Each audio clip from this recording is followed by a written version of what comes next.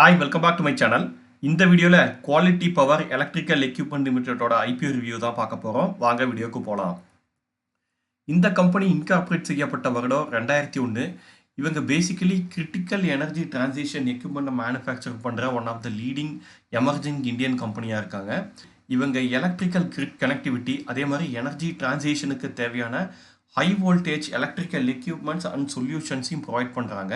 இவங்க product போர்ட்ஃபோலியோவில் power sector ரிலேட்டடான பல்வேறு கீ எலக்ட்ரிக்கல் எக்யூப்மெண்ட்ஸும் உள்ளடக்கி இருக்குது. அதுவும் குறிப்பாக பவர் டிரான்ஸ்மிஷன் ரிலேட்டட் ப்ராடக்ட், அப்புறம் பவர் டிஸ்ட்ரிபியூஷனுக்கு தேவையான ப்ராடக்ட்ஸ், அதே மாதிரி ஆட்டோமேஷன் செக்டர் ரிலேட்டட் தேவையான ப்ராடக்ட், அதே மாதிரியே கிரிட் இன்டர் கனெக்டிவிட்டி எக்யூப்மெண்ட்னு சொல்லி பல்வேறு ப்ராடக்ட்ஸையும் இவங்களோட ப்ராடக்ட் போர்ட்ஃபோலியோ உள்ளடக்கி இருக்குது.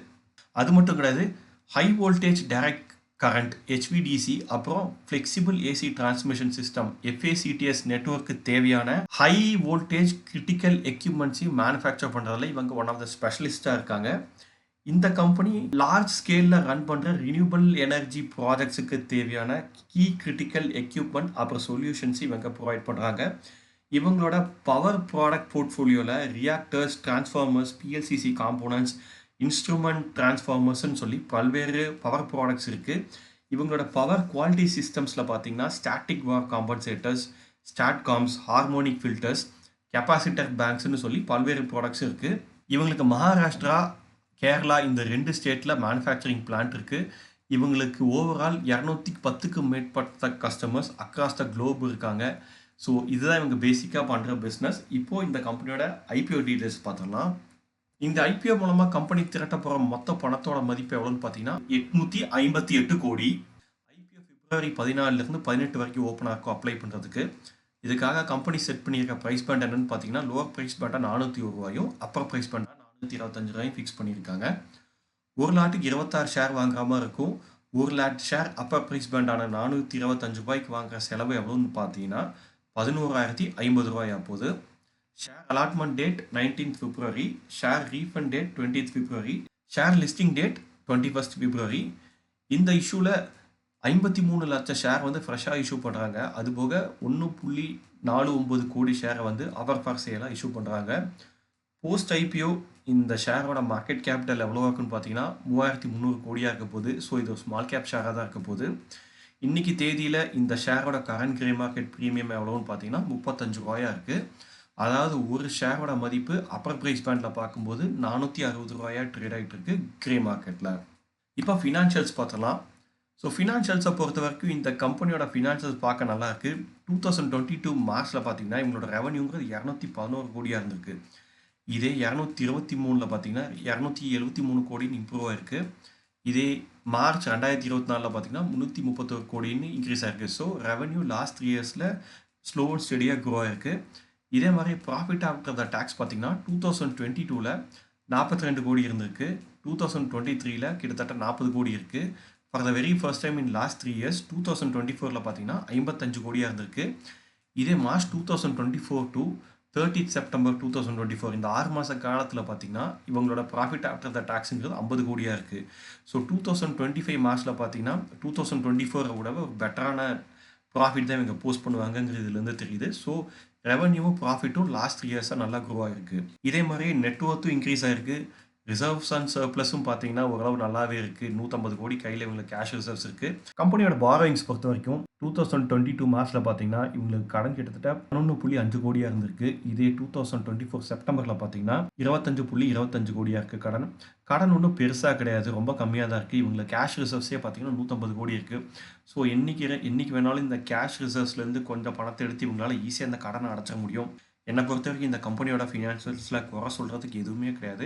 ஐ திங்க் இது ஒரு ஃபினான்ஷியலி ஸ்ட்ராங்கான கம்பெனியாக தெரியுது. அடுத்த அப்ஜெக்டிவ் ஆஃப் த இஷ்யூ என்னன்னு பார்த்துடலாம். இந்த இஷ்யூலேருந்து வர பணத்தை யூஸ் பண்ணி Meru electrical and mechanical engineer private லிமிடெட்ங்கிற கம்பெனியை அக்வயர் பண்ணுறதுக்காக செலவுக்கு யூட்டிலைஸ் பண்ணிக்க போகிறாங்க. அதே மாதிரி இந்த கம்பெனியோட பிளான்ட் பர்ச்சேசிங், அதே மாதிரி மிஷினரி பர்ச்சேஸ், அப்புறம் கேபிட்டல் எக்ஸ்பெண்டிச்சருக்கு தேவையான செலவுகளுக்கு யூட்டிலைஸ் பண்ணிக்க போகிறாங்க. அது மட்டும் கிடையாது, ஜென்ரல் கார்பரேட் பர்பஸ்க்காகவும் இந்த இஷ்யூலேருந்து வர பணத்தை யூட்டிலைஸ் பண்ணிக்க போகிறாங்க.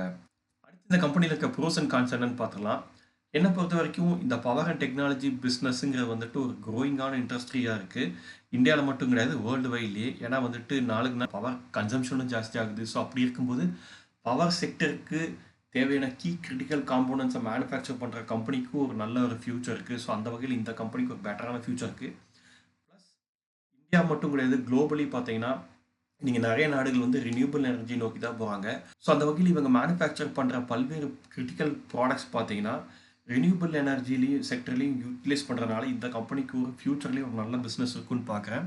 இவங்களுக்கு ஒரு ஸ்ட்ராங்கான கிளைண்ட் பேஸ் இந்தியாவில் இருக்குது, குளோபலி இருக்குது. ஸோ என்னை பொறுத்த வரைக்கும் இதெல்லாமே இந்த கம்பெனியில் நான் ப்ரோஸான விஷயமா பார்க்குறேன். அடுத்த கம்பெனியில் கான்ஸானா பார்க்குற விஷயம் என்னென்னு பார்த்தீங்கன்னா, இவங்க ரெவென்யூக்கு ஹெவியாக டிபெண்ட் பண்ணியிருக்கிறது பார்த்தீங்கன்னா ஃபாரினுக்கு அவங்க எக்ஸ்போர்ட் பண்ணுறதுலேருந்து தான். கிட்டத்தட்ட செப்டம்பர் 2024 வரைக்கும் அவங்களோட ரெவென்யூ பார்த்தீங்கன்னா கிட்டத்தட்ட 75% வந்து ஃபாரினுக்கு எக்ஸ்போர்ட் பண்ணுற பிஸ்னஸ்லேருந்து மட்டும்தான் வருது. இதில் 52.66% ரெவென்யூ வந்துட்டு டாப் 10 கிளைண்ட்ஸ் கிட்டேருந்து மட்டுமே வருது. ஸோ இது நெகட்டிவான விஷயமா நான் பார்க்குறேன். ஏன்னு கேட்டிங்கன்னா, இந்த டாப் 10 கிளைண்ட்ஸை நம்பி தான் வந்து இவங்களோட பாதி இன்கமே இருக்குது. சப்போஸ் நாளைக்கு இந்த கிளைண்ட்ஸ் வந்துட்டு இவங்களோட கான்ட்ராக்டை ரினியூ பண்ணலையோ பட்சத்தில் இவங்களோட ரெவென்யூ டிப் ஆக சான்ஸ் இருக்குது. இது வந்துட்டு ஒரு சின்ன குறையாக தான் பார்க்குறேன். ப்ளஸ் இன்னொரு ப்ராப்ளம் இதில் என்னென்னு பார்த்தீங்கன்னா, இவங்க மெஜாரிட்டி ஆஃப் த ரெவென்யூக்கு ஃபாரின் எக்ஸ்போர்ட்ஸை நம்பி தான் இருக்காங்க. விச் மீன்ஸ் அவங்க most of the cash transaction வந்து ஃபாரின் எக்ஸ்சேஞ்சில் தான் இருக்க போகுது. ஸோ கரன்சிங்கிற ப்ரைஸுங்கிறது வந்துட்டு என்றைக்குமே வந்து குளோபல் மார்க்கெட்டில் வந்து ஃப்ளக்சுவேட் ஆகிட்டு தான் இருக்கும். ஈவன் தான் இவங்க வந்து நிறையா ஃபாரினுக்கு எக்ஸ்போர்ட் பண்ணியிருந்தாலும் நிறையா சேல்ஸ் பண்ணியிருந்தாலும் due to currency fluctuation, currency எக்ஸ்சேஞ்சில் இவங்களுக்கு வந்துட்டு குறைவான பணம் கிடைக்க சான்ஸ் இருக்குது. ஸோ எப்போல்லாம் வந்து ருப்பி வந்து வீக் ஆகுதோ அப்போல்லாம் இவங்களுக்கு எக்ஸ்சேஞ்சில் நிறையா காசு கிடைக்கும். இதே எப்போல்லாம் வந்து ருப்பீஸ் வந்து ஸ்ட்ராங் ஆகுதோ அப்போல்லாம் வந்துட்டு இவங்களுக்கு கேஷ் வந்து எக்ஸ்சேஞ்சில் கம்மியாக தான் கிடைக்கும். ஸோ இதனால் பார்த்தீங்கன்னா இவங்களுக்கோட ப்ராஃபிட்டில் வந்து ஸ்லைப் டிப் ஆக சான்ஸ் இருக்குது. மற்றபடி இந்த கம்பெனியில் நெகட்டிவாக சொல்கிறதுக்கு எந்த ஒரு விஷயம் கிடையாது. ஐ திங்க் இது ஒரு நல்ல க்ரோயிங் கம்பெனியாக தெரியுது. ஸோ அவ்வளோதாங்க, எனக்கு தெரிஞ்ச இந்த கம்பெனி பற்றி எல்லா டீட்டெயில்ஸும் உங்கள்கிட்ட நான் ஷேர் பண்ணிக்கிட்டேன். ஐ ஹோப் இந்த இன்ஃபர்மேஷன்லாம் உங்களுக்கு யூஸ்ஃபுல்லாக இருக்குன்னு நினைக்கிறேன். இந்த வீடியோ பற்றி உங்களுடைய கருத்துக்களை மறக்காமல் கமெண்ட் செக்ஷனில் சொல்லுங்கள். மீண்டும் வேற ஒரு வீடியோவில் சந்திக்கலாம். அது வரைக்கும் பாய்.